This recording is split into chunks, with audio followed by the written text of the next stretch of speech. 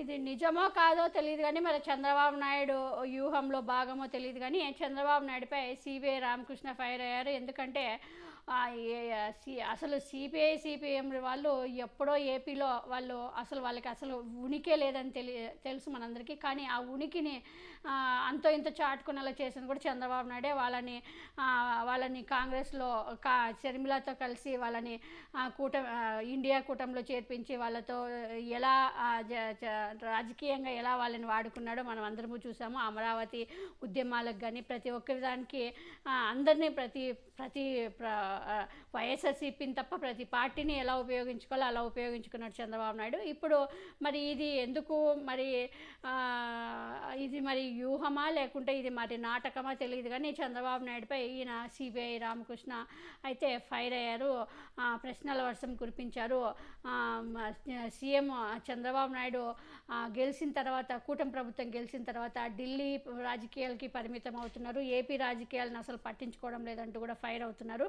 ఢిల్లీ వేదికగా జరిగిన నీతి ఆయోగ్ సమావేశంలో అందులో ఆంధ్రప్రదేశ్ రాష్ట్ర ముఖ్యమంత్రి నారా చంద్రబాబు నాయుడు ప్రసంగంపై రామకృష్ణ గూటి వ్యాఖ్యలు చేశారు. నీతి ఆయోగ్ సమావేశంలో ప్రసంగించిన చంద్రబాబుకు సమయమంతా ప్రధాని మోదీని పొగడ్తలు కురిపించడానికి సరిపోయింది. సీఎం అందుకే పరిమితమయ్యారు. రాష్ట్ర సమస్యలు ఏపీ అభివృద్ధికి కావాల్సిన నిధులపై ఎందుకు ప్రశ్నించలేదు? రాష్ట్రానికి తెస్తానన్న అదనపు నీళ్లు ఏమీ తీసుకురాలేదు. పోలవరం ప్రాజెక్టు కేంద్రం చేస్తున్న సహాయంపై కూడా క్లారిటీ తీసుకోలేదు. కొత్త ప్రాజెక్టులకు ఆమోదం అందుకోలేదు అంటూ కూడా గూటి వ్యాఖ్యలు చేశారు.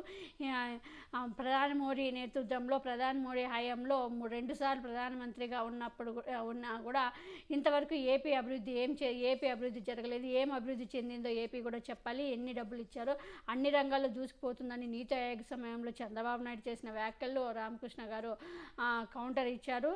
మోదీ నాయకత్వంలో ఇంతవరకు 10 ఏళ్ల వరకు ఏపీ ఏం అభివృద్ధి చెందిందో కూడా అది కూడా చెప్పి ఉంటే నీతి ఆయోగ్ చంద్రబాబు నాయుడు బాగుండేదంటూ కూడా చేశారు. దేశంలో మోదీ హయాంలో దేశంలో నిరుద్యోగ సమస్య విపరీతంగా పెరిగిపోయింది.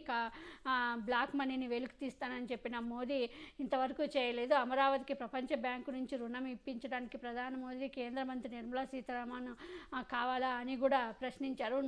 మనం తెచ్చుకోలేమా రాష్ట్రం నుంచి? వాళ్ళు అవసరం ఏముంది బ్యాంకు నుంచి రుణాలు తెచ్చుకోవడానికంటూ కూడా రామకృష్ణ విమర్శించారు.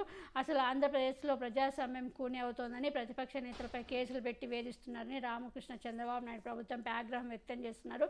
రాష్ట్రం అభివృద్ధి చెందాలంటే ప్రతీకార రాజకీయాలు ఉండకూడదని, ప్రజాస్వామ్యం వర్ధిల్లాలని అన్నారు. అదేవిధంగా రాష్ట్ర సమస్యలపై చంద్రబాబు నాయుడు చెప్పే మాటలు, జగన్ మాట్లాడుతున్న మాటలకు పొంతన లేదని, ఇద్దరు మాటలు అని ఆఖరికి రాష్ట్ర అప్పులపై కూడా ఇద్దరు ఒక్కో రకంగా మాట్లాడుతున్నారు. దీనిని కేంద్ర ప్రభుత్వం స్పష్టం చేసినా కూడా చంద్రబాబు నాయుడు అలాగే ప్రచారం చేస్తున్నారు. మరి ఇది కేంద్ర ప్రభుత్వాన్ని నమ్మాలా, రాష్ట్ర ప్రభుత్వాన్ని నమ్మాలా, జగన్మోహన్ రెడ్డి గారు నమ్మాలా, ఏది నమ్మాలో ప్రజలకు అర్థం కాలేదంటూ కూడా చంద్రబాబు నాయుడుపై దీనికి మీరు ఎన్ని శ్వేతపత్రాలు విడుదల చేసినా అది కరెక్ట్ అని చెప్పడానికి కూడా సరిగా సమాధానం ప్రజలకు ఇవ్వడం లేదంటూ కూడా చంద్రబాబు నాయుడుపై సిబిఐ రామకృష్ణ గారు ఫైర్ అయ్యారు. మరి చూడాలి దీనికి స్పందిస్తారా లేదా కూటమి ప్రభుత్వం వాళ్ళు.